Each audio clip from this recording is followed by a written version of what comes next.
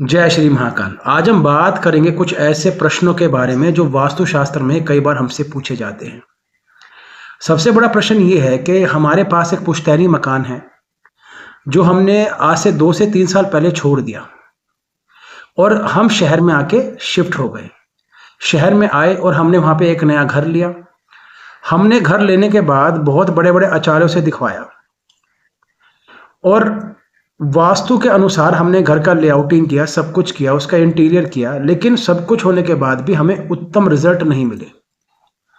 अब जब 3 साल हमें उस घर को छोड़े हो गए हैं तो 1 साल तो हमने पूरी कोशिश करी कि उस घर में हम इजीली उसे मेंटेन कर दे, कोई दिक्कत ना आए, लेकिन 2 सालों से लगातार हम उसको मेंटेन नहीं कर पा रहे हैं।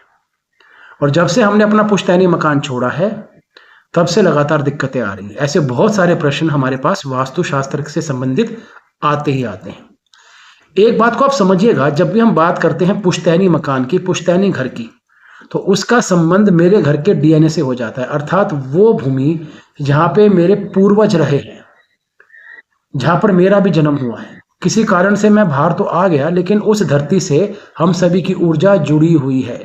हम सभी लोग उस घर से पूर्णतः जुड़े हुए हैं।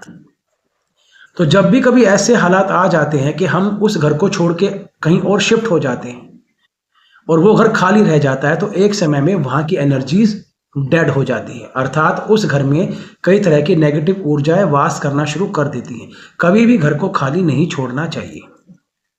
अब ऐसी अवस्था में क्या हो गया कि आपकी जो जड़ वाला घर है, जहाँ आपका बचपन बीता है, जहाँ आपके दादा परदादा कभी रहे हैं, वो घर तो सुनसान हो गया और आपने एक नए घर को बसा तो लिया, लेकिन उस घर से कनेक्शन आपका अभी भी है, क्योंकि अभी भी आप उसके मालिक हैं। तो ऐसी अवस्था में यदि आप कहीं और रहने के बाद भी वहाँ का पूरा वास्तु करवा लेते हैं, लेकिन यदि अपने मेन घर को, जो आपका पुश्तैनी है, उसे छोड़ देते हैं, उस पर ध्यान नहीं देते हैं, तो डेफिनेटली आपके ऊपर कई तरह की प्रॉब्लम्स आपको फेस करने में आएंगी ही आएंगी। सबसे पहली बात तो है, जब भी उस घर की किसी भी दिशा में किसी तरह का दोष आ जाएगा तो उसका असर आप पर आएगा ही आएगा। अभी रिसेंटली ऐसे ही हुआ था कि एक हमारे बहुत अच्छे मित्र हैं, उन्होंने अपना पुश्तैनी घर छोड़ा और वो बॉम्बे की तरफ निकल गए थे।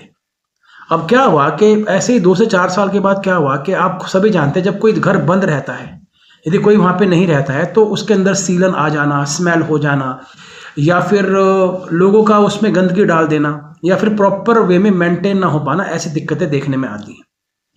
अब दिक्कत क्या हुई, जब हम उनके घर गए तो देखा कि साउथ वेस्ट में जो उनका फर्श था, जो उनका फ्लोर था, वो फटा हुआ था।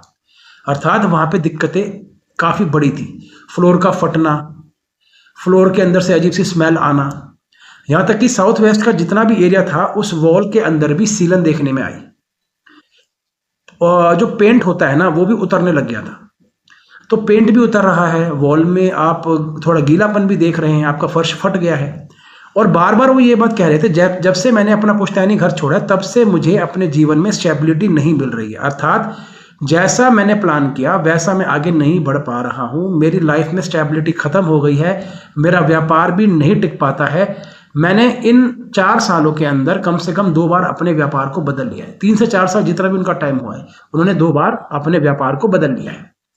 तो जब भी साउथ वेस्ट किसी भी तरह से नेगेटिव हो जाता है तो आपकी लाइफ में स्टेबिलिटी खत्म हो जाती है। तो बिल्कुल आपको अपने पैतृक मकान को बिल्कुल उसे बैलेंस करके रखना चाहिए और उसे मेंटेन भी करते रहना चाहिए, क्योंकि आप सभी जानते हैं साउथ वेस्ट की दिशा पितरों की दिशा भी होती है।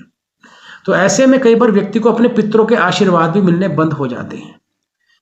तो इसलिए मैं आपसे भी कहूंगा, यदि आपका भी कोई पैतृक घर है और आप उसे छोड़ के कहीं और रह रहे हैं और वहां पे कोई मेंटेन नहीं कर रहा है, तो समय समय पर वहां पर जाएं। और जब भी कोई बड़ा फेस्टिवल आता है तो वहां पर अवश्य आपको हवन पूजा पाठ जरूर करना चाहिए और वहां पे आपको दीपदान अवश्य करना चाहिए। कभी भी किसी घर को लॉन्ग टाइम तक खाली नहीं रखना चाहिए। जय श्री महाकाल।